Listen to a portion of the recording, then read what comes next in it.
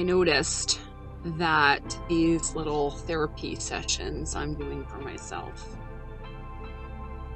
are becoming harder and harder to do, and I'm avoiding them.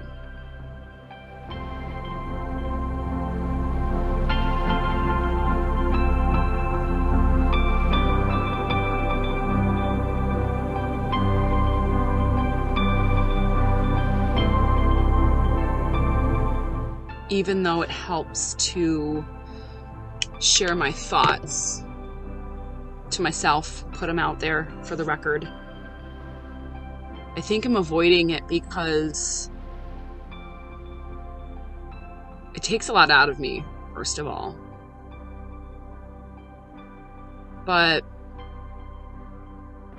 And I do need to share my thoughts. I do. They pound on me all day long. They do. And I almost am afraid to, like, sometimes I even text them to myself, like what I want to say, because I don't want to forget. I don't want to forget these thoughts. I want them down for the record. If I'm pissed, if I'm scared, if I'm filled with doubt and fear, if I'm hopeful, feeling triumphant, encouraging myself, I don't think I would get through this in a healthy manner if I weren't sharing these thoughts, but it's hard. And I'm avoiding it. Because it makes it feel more real. For sure. I feel empty sometimes, and I'm just doing it because I need to do it. I feel like I should. But a lot of times I feel empty. I think another reason is because on some level, I think I'm losing my sense of urgency, and that I am growing numb. I think there are days when my anxiety level is so high that I do nothing. I don't talk.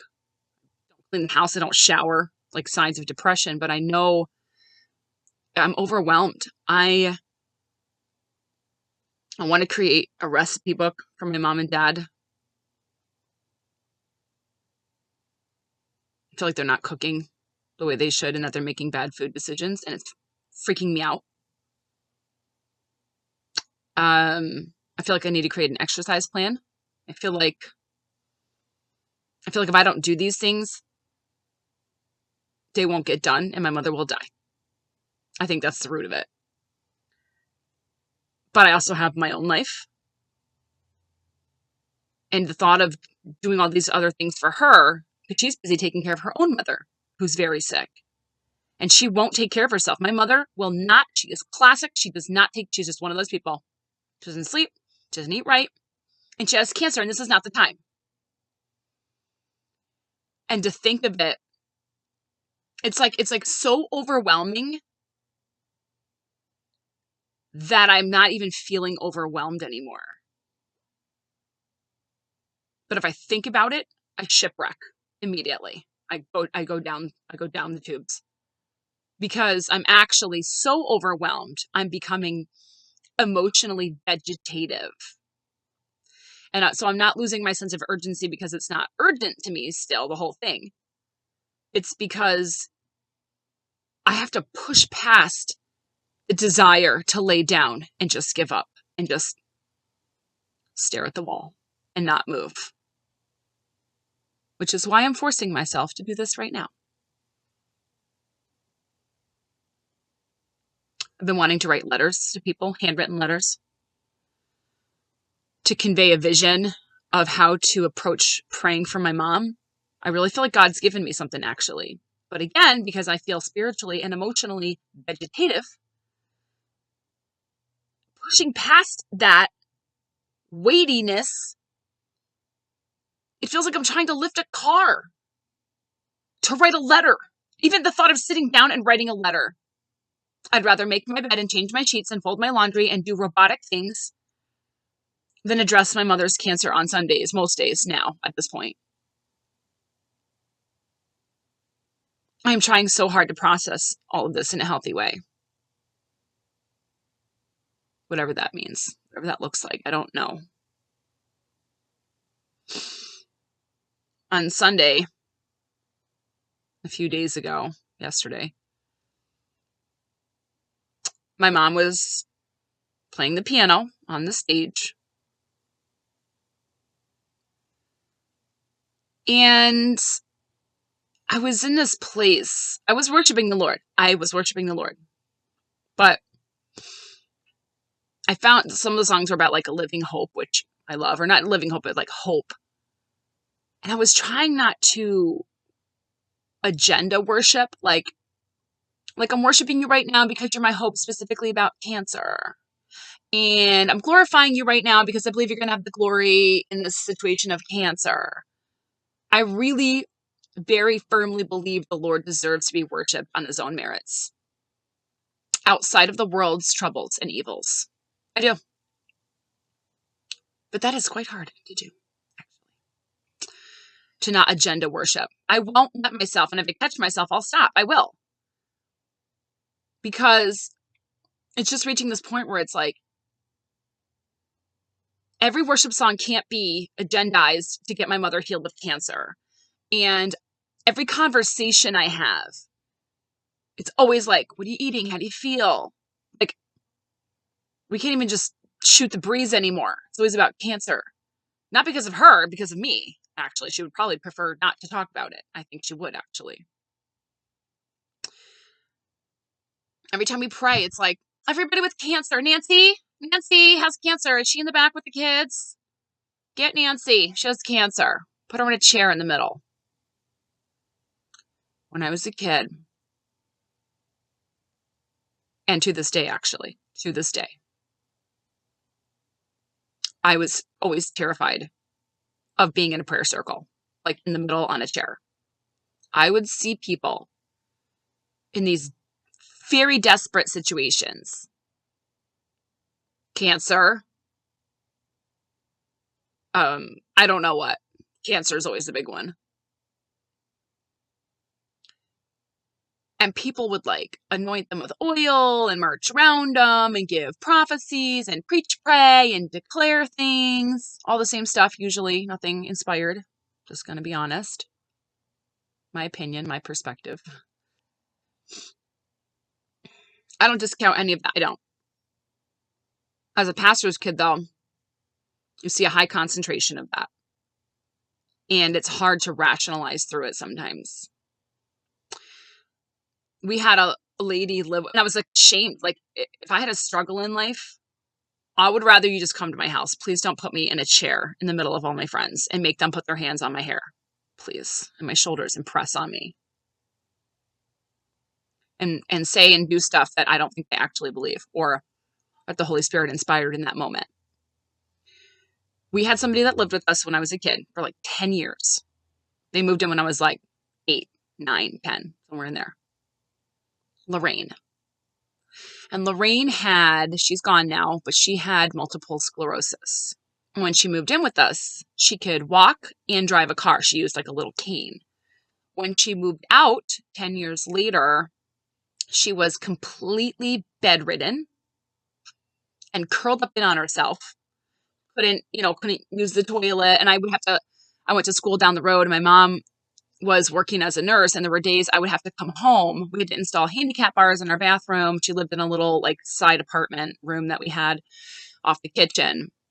But every time our church had like a miracle service or a revival or a visiting minister, there was Lorraine rolled up in her chair, brought up with her canes, and plopped into a chair in front of the pulpit. And everybody would march around her 7 times and declare stuff.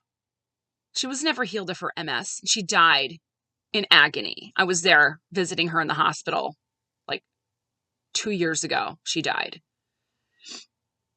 And I was there just a few days, like 3 days before she died. I was in her hospital room. I brought my guitar and I sang her some songs, and my mom and her friends, we all went down there. We cried and we prayed.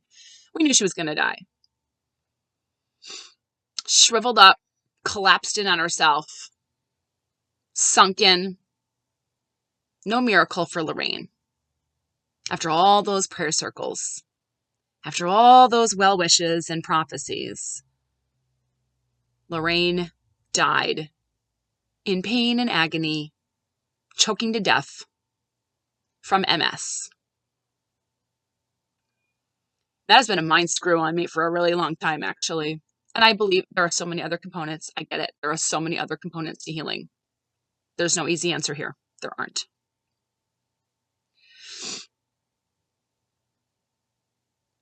But don't you know, that's what I can't get out of my head.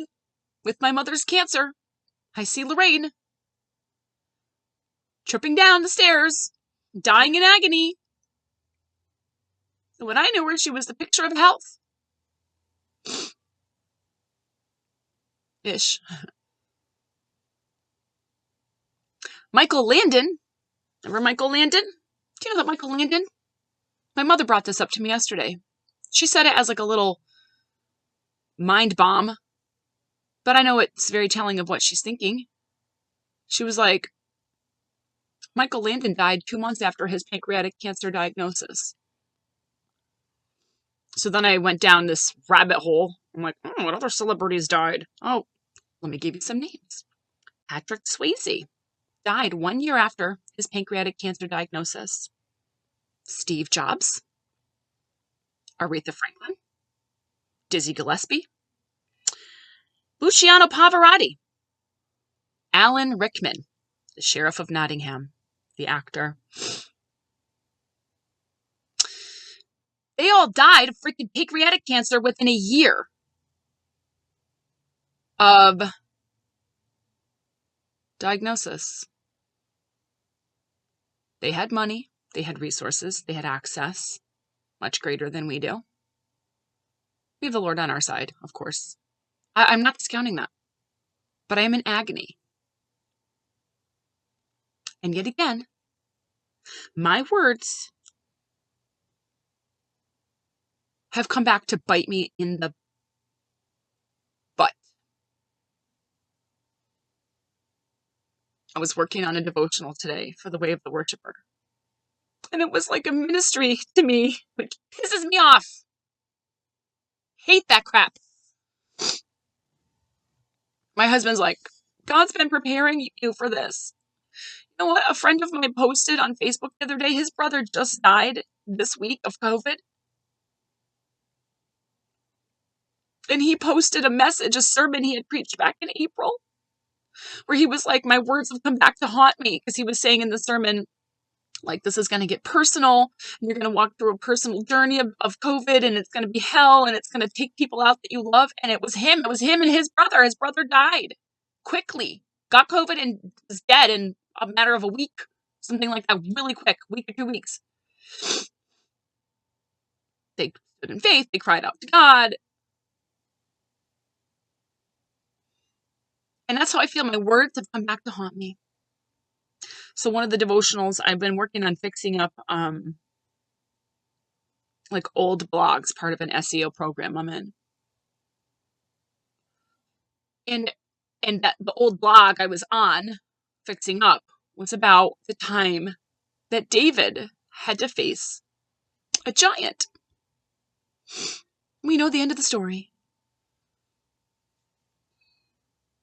But what I was talking about in that devotional was that before David ever faced the giant, he faced the lion and the bear. And, you know, I have a lot of lions and bears in my past that I have had to face. And I think in this blog, I was saying our lives are a matter of perspective, because we all have to face a lion and a bear. And David had to destroy them. He says he grabbed the lion by the beard, which means either it was attacking him and springing into the air, or David got close enough somehow to grab it by the beard If you ever seen a cat stalk somebody, a big cat, a tiger or a mountain lion, they don't let you get close to them. They don't stand there so you can grab their beard. They like run at you or they run away. They don't stand still. So most likely the lion was springing at David. And we know that bears, when they stand, they could be 9 feet tall, like a giant. So I think so many people see the lions and the bears of their past where they had to confront something or that thing was coming at them and threatening them, springing on top of them. In the Bible, David said in the Bible that the bear or the lion had the animal in its mouth. So the thing that we care about the most, the thing that we're protecting or matters to us, the enemy has it in its mouth and is shaking it, and the thing is probably bleeding and crying. Right? No noise and chaos and growling and right? So David doesn't look back and is like, why did you allow me to have to face a lion and the bear, God? He's like, he walked up to Saul and he was like, I'll take out the giant because I look back on my life and I see that the Lord delivered me from the lion and the bear. I'm ready to face the giant because I have a lion and a bear in the past. And yeah, there was blood and there was screaming and I was afraid, but I grabbed that bear. I stuck my hand in the mouth of the bear and grabbed the lion by his beard and rescued my stuff. We can't help that the enemy's going to attack us, but we can help how we see it. And he saw that in light of the goodness of God. I was so pissed at myself for writing that a year ago. Did I know about anything? What did I know about anything?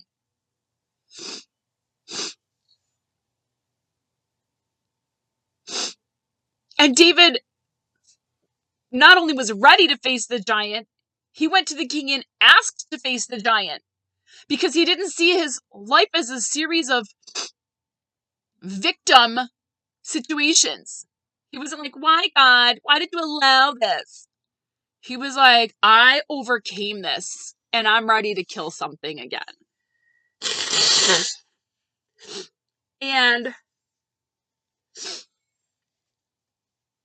I am trying to have that perspective.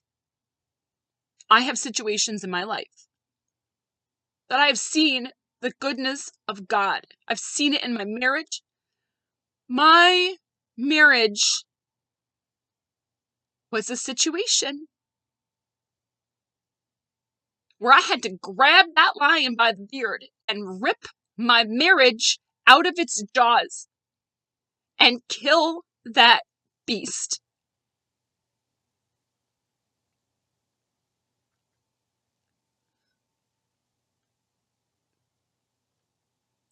My life-threatening pregnancies and my miscarriages.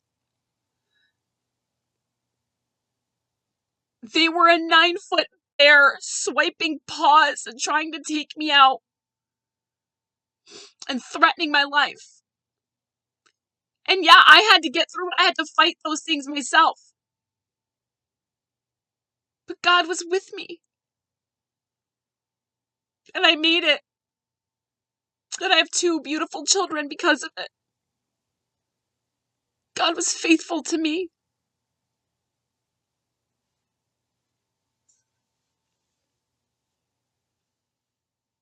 And now there's a giant. Now there's a giant. And it's taunting the people I love. Goliath wasn't even bothering David specifically. Goliath was taunting the people of God. David's brothers and friends and countrymen.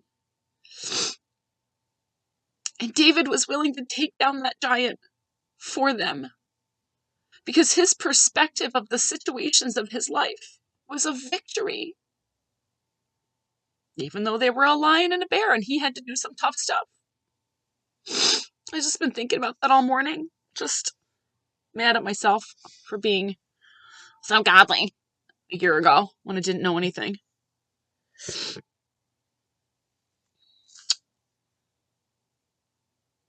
I was thinking yesterday in church when we were worshiping, I was like, God,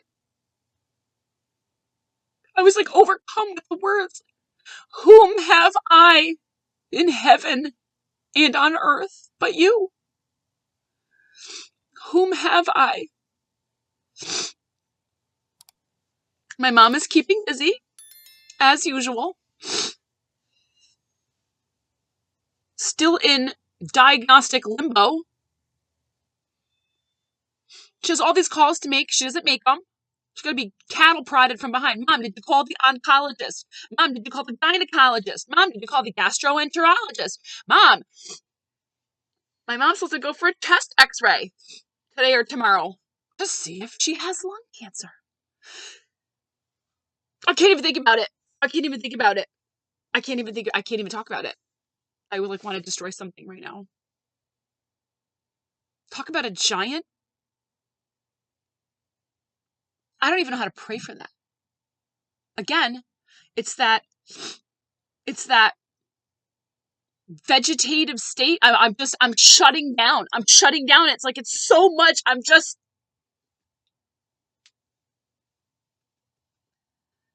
It's so much all at once.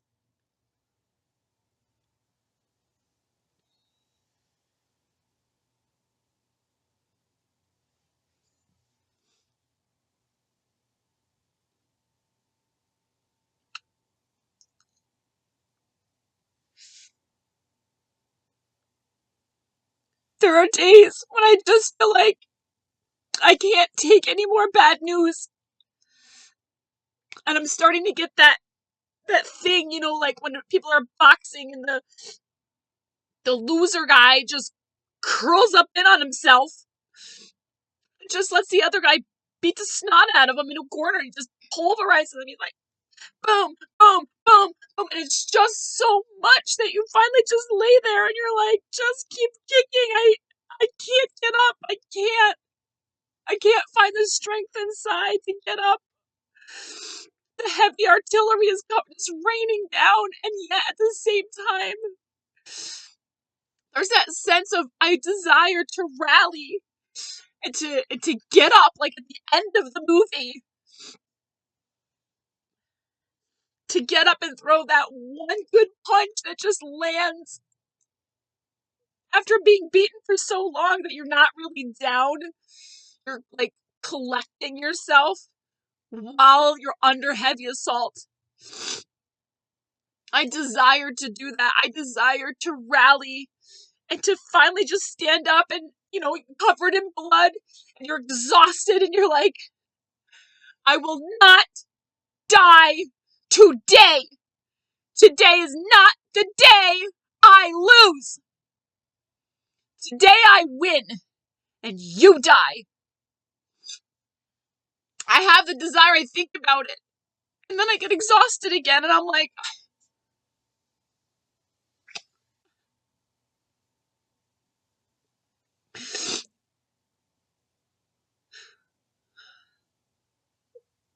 I'm just overwhelmed. I'm exhausted. I'm emotionally exhausted. But in a way, like, I'm not walking around crying. I'm just listless and maudlin, as my dad would say. I'm maudlin. Morose.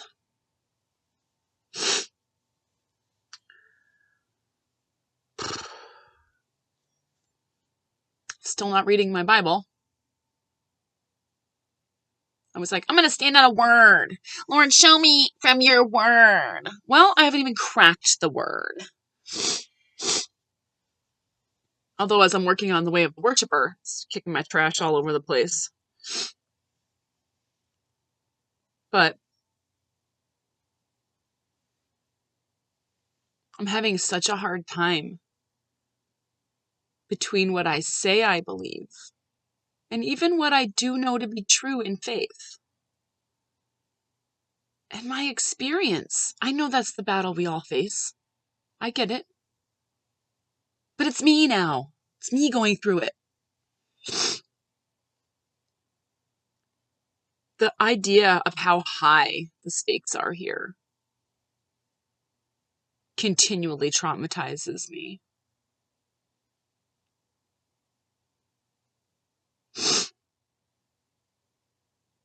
I keep thinking of the scripture.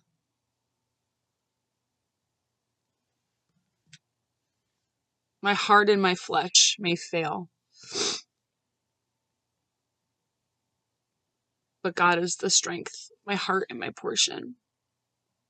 Oh, Psalm 73, of course. It's like the saddest psalm. It's like the psalm we all read when we're all depressed.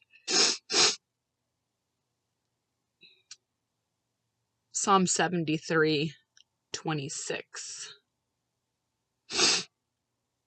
My flesh and my heart may fail, but God is the strength of my heart and my portion forever.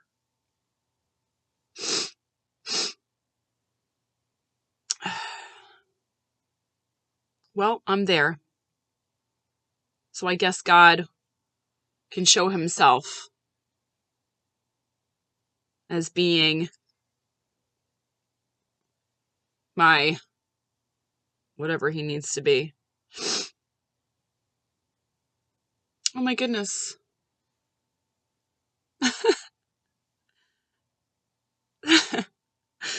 Maybe you knew this, but I did not. I just said this.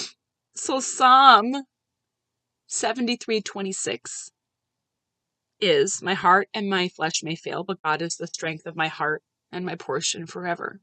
But I just glanced down, and Psalm 73:25. You guys. Whom have I in heaven and on earth but thee?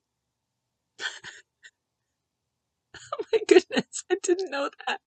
I did not know that.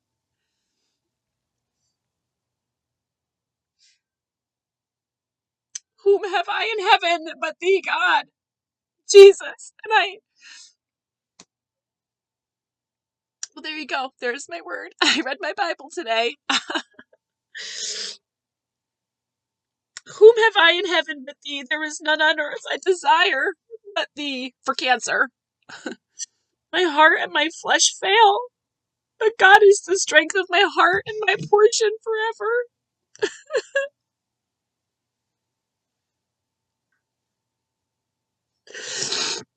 Christmas is almost here. I just don't know. I just don't know how I'm going to find the strength to keep going some days. I don't want to survive. I want to thrive. I don't want to get by. That's not good enough for me. I'm not that person. I'm an A+ person all the way. Always have been. I want an A+ life. I want an A+ existence. I want an A+ thought life. I want A+ emotional control and balance. I want an A+ relationship with God. I want an A+ healing of cancer testimony. The thing about an A+ is you can earn it. You can work for it. I don't even know what that means on this cancer journey. I'm always like, you gotta stay so close to the Holy Spirit, so close to the Lord. You can hear the sound of his voice. It's like, shut up, Alicia. Stupid. What did you even know about anything? And yet, it's good advice.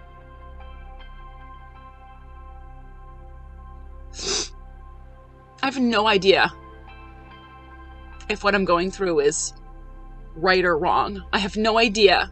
None. If I'm going about this process the right way, or if I'm spinning my wheels, or if I'm wasting my time and my mother's.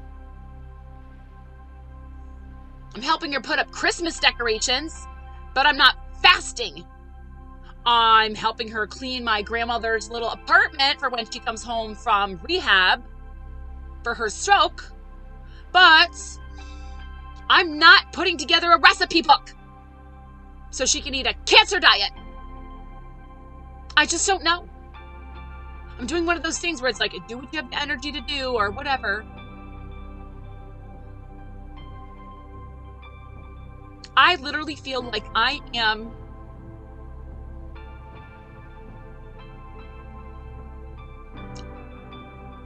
existing as a person, not living right now. Groping in the darkness. Like an idiot who doesn't even know where they're going, but I still keep going. Tripping over crap in the living room. Trying not to be desperate. I'm trying not to overly document everything that happens with my mom. But I have a life, and it's like I have to set aside to pick a life. Do I want a life where I'm my mother's everything for cancer? Or where I'm a mother and a wife, and I have the way of the worshiper, and I have other things I want to do in my life? I'm so unbelievably torn, and I don't think my mom would want me to be torn, but I am. Because I am so irrevocably, inexplicably, whatever, tied to my mother. I'm so desperate for her that I can't do anything else. I just want to sit and look at her face and hear her stories. I want her to tell me about the time that this happened, what God showed her and how she got through it, and I want to learn more about her. And yet not do those things because there's signs that I think she might die, so I don't want to do them. So I'm in faith. It's like, you know, when someone's dying in the movies and they're like, they know they're dying and they're like, make sure that you tell, and the person, this always frustrates me in the movie, the person's like, no, you're not going to say goodbye right now. And I'm like, well, sometimes you do say goodbye, so let's wrap this movie up. And they're like, I'm not letting you die. Don't say your goodbyes. And I think to myself, well, that dying person, you big jerk, never got their words out, and they had something to say, and you're so dumb that you won't take time to listen. So I'm torn. I'm like, I want to hear everything my mother ever has to say, but at the same time I don't, because that means I think she's going to die. You know what? I think my mom's going to live, actually. That's the truth. But what do I know? What do I know about anything? And there's the battleground. My mom has cancer. Jesus has the answer.